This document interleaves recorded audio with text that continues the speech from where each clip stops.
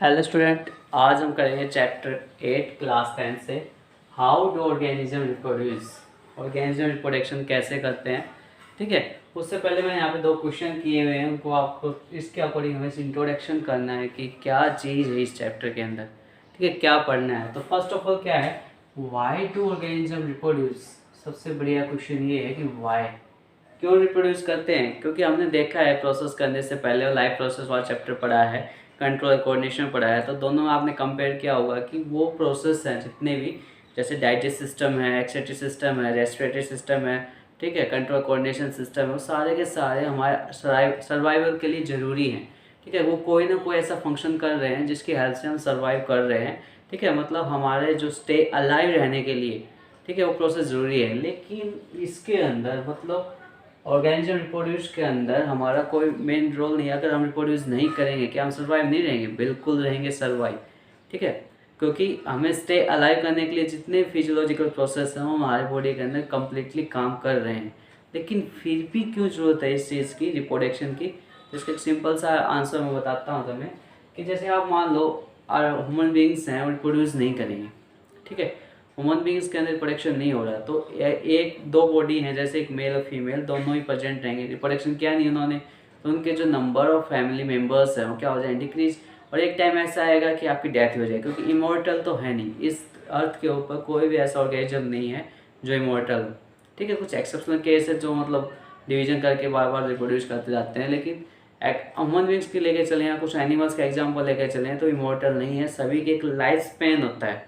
ठीक है, till natural birth to natural death एक टाइम पीरियड होता है, natural birth to natural death, उसको लाइफ स्पैन बोलते हैं, उस सभी का होता है। उस लाइफ स्पैन के अंदर अगर आपकी डेथ हो जाती है, मतलब आपकी डेथ होनी है, सिंपल सी बात है, मतलब आप रिप्रोड्यूस नहीं करोगे तो आपके क्या होंगे, यंग वंस नहीं होंगे।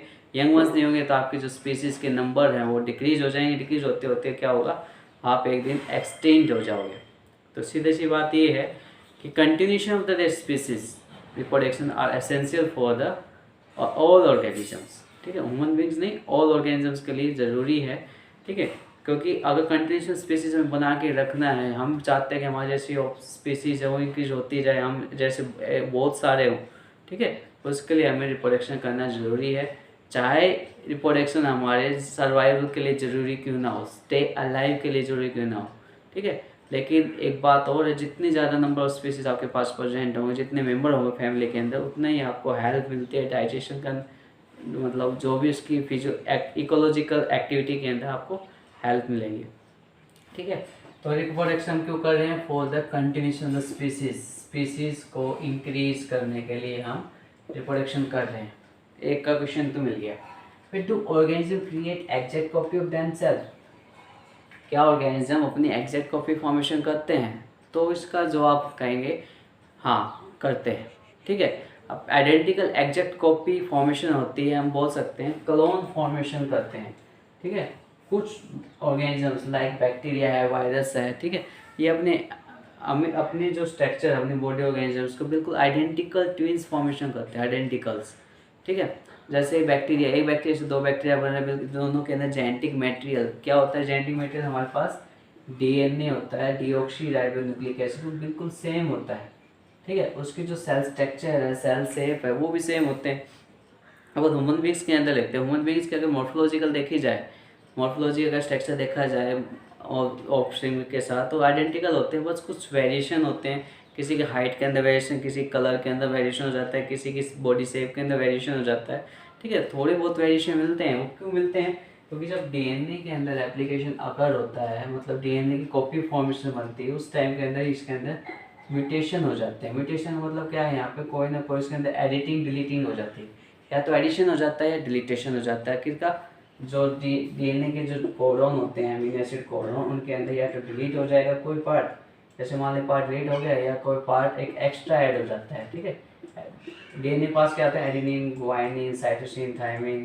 ठीक है, ये अमीनो एसिड सीक्वेंस होते हैं जिनके अंदर चेंजमेंट होने के कारण डीएनए के अंदर वेरिएशन आता है, और यही वेरिएशन हमें क्या करवाता है, इवोल्यूशन करवाता है ह्यूमन बीइंग के अंदर। जो बेसिक यूनिट अगर बात करते हैं, तो जब डीएनए का रेप्लिकेशन होता है, डीएनए की कॉपी फॉर्मेशन बनती है, उस केस के अंदर वेरिएशन आने के चांसेस हो जाते हैं। ठीक है, और हमें पता है कि डीएनए कैसा इनहेरिटेंस कैरेक्टर है। इनहेरिटेंस कैरेक्टर मतलब one generation to next generation pass out होता है, ठीक है। मतलब हमारे पास जो डीएनए है वो हमारे क्या आ जाएंगे, मतलब हमारे जो ऑफस्प्रिंग उनके पास जाएंगे, और उनके जो डीएनए हैं उनके ऑफस्प्रिंग के पास जाएंगे, थर्ड जनरेशन के पास, ठीक है। मतलब क्या है, one generation to next generation pass out हो। इसका मतलब क्या है कि जो कैरेक्टर्स हमारे पास प्रेजेंट होंगे वही ट्रांसफ़र होते हैं एक से दूसरी जनरेशन के अंदर। अभी कैसे कह सकते हैं कि कैरेक्टर रिस्पॉन्सिबल है, क्योंकि डीएनए क्या रोल प्ले कर रहा है। तो डीएनए एक्चुअली में क्या है, डीएनए के पास क्या है, जेनेटिक इंफॉर्मेशन है,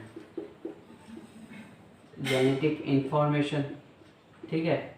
इसके पास इंफॉर्मेशन हमारी बॉडी की, मतलब जिससे क्या फॉर्मेशन कर सकता है ये, ठीक है। इससे क्या फॉर्मेशन करेगा, प्रोटीन सिंथेसिस करता है, ठीक है। क्योंकि प्रोटीन सिंथेसिस, जो प्रोटीन ही हमारे क्या है, बिल्डिंग अप मटेरियल होता है। बिल्डिंग अप मटेरियल कैसे कंट्रोल करता है डीएनए, डीएनए से पहले क्या बनेगा, आरएनए बनेगा, और आरएनए से क्या बनेगी, प्रोटीन, ठीक है। ओवरऑल कौन कंट्रोल कर रहा है, डीएनए कर रहा है। अब बिल्डिंग अप मटेरियल है, मतलब इससे क्या होगी, हमारी बॉडी फॉर्मेशन होगी, और ये बॉडी फॉर्मेशन हो रही है, इसका मतलब क्या है कि डीएनए डायरेक्टली इन्वॉल्व है। और यही डीएनए क्या होता है, एक जनरेशन नेक्स्ट जनरेशन ट्रांसफर होता है। तो इनहेरिटेंस फैक्टर होता है, और कहाँ प्रेजेंट होता है, इन द क्रोमोसोम्स। कहाँ प्रेजेंट होता है, क्रोमोसोम्स के अंदर डीएनए प्रेजेंट होते हैं। तो ह्यूमन बींग्स के अंदर कितने क्रोमोसोम होते हैं, 23 क्रोमोसोम होते हैं, 23 पेयर ऑफ क्रोमोसोम प्रेजेंट होते हैं। टोटल कितने पूछ रहे हैं, तो 46, जिसके अंदर 22 पेयर प्लस 1 पेयर 22 ऑटोसोमल होते हैं, ठीक है। और ये कैसे होते हैं, सेक्स क्रोमोसोम, ठीक है, जिसको एलोसोम भी बोलते हैं। तो क्या बोला जाता है, एलोसोम भी बोला जाता है, ठीक है। मतलब 44 प्लस में 2, और 2 हमारे कौन से हैं, XX फीमेल के लिए और XY मेल के लिए, ठीक है। तो क्रोमोसोम्स के अंदर जो डीएनए प्रेजेंट है, क्रोमोसोम्स की जब यूनिट देखेंगे, इसको फैला के देखेंगे, तो सबसे छोटी यूनिट क्या मिलेगा, डीएनए मिलेगा। और यही one generation to next generation pass out होता है। आपने सेल डिवीजन पढ़ा है 9th क्लास के अंदर। तो सेल डिवीजन के अंदर क्या था, न्यूक्लियस डिवाइड होता है। न्यूक्लियस डिवाइड होने का मतलब क्या है, क्रोमोसोम डिवाइड हो रहे हैं। क्रोमोसोम डिवाइड होने का मतलब क्या है, डीएनए डिवाइड हो रहा है। तो डिवाइड हो के वन जनरेशन, मतलब उसके किस में जाते हैं, ऑफस्प्रिंग के अंदर, one generation to next generation, और इसी के अकॉर्डिंग ही इंफॉर्मेशन ट्रांसफर होती जाती है। और यही रीजन है कि ऑर्गेनिजम्स की एग्जैक्ट कॉपी बनती है देम सेल्फ, ठीक है, खुद ही अपनी एग्जैक्ट कॉपी बनाते हैं। क्योंकि जिस डीएनए के हेल्प से हमारी बॉडी बन रही है, तो उसके पास जो कोडन, उसी प्रोटीन के हेल्प से हमारी बॉडी बनेगी। तो यही रीज़न है, हम आइडेंटिकल होते हैं एक दूसरे पेरेंट्स के साथ, ठीक है। कंप्लीटली आइडेंटिकल नहीं होते कुछ वेरिएशन आ जाते हैं। वो वेरिएशन का रीज़न मैंने बता दिया क्या, कि डिलीटेशन होने का, कब, जब सेल डिवीजन हो उस केस के अंदर तो इम्प्योरिटीज़ आती हैं। और इम्प्योरिटीज़ आने का मतलब ही क्या है, वेरिएशन। और इसी ये वेरिएशन आना मतलब क्या है, बेसिस ऑफ इवोल्यूशन। तो हम कह सकते हैं कि reproduction is the basis of evolution, ठीक है। रिप्रोडक्शन, अगर सेक्सुअल रिप्रोडक्शन प्रेजेंट है जहाँ पे, तो वहाँ पे वेरिएशन अकर होगा। वेरिएशन अकर होगा तो मतलब क्या होगा, इवोल्यूशन अकर होगा, ठीक है, क्लियर। तो नेक्स्ट पार्ट में इसको और डिस्कस करते हैं।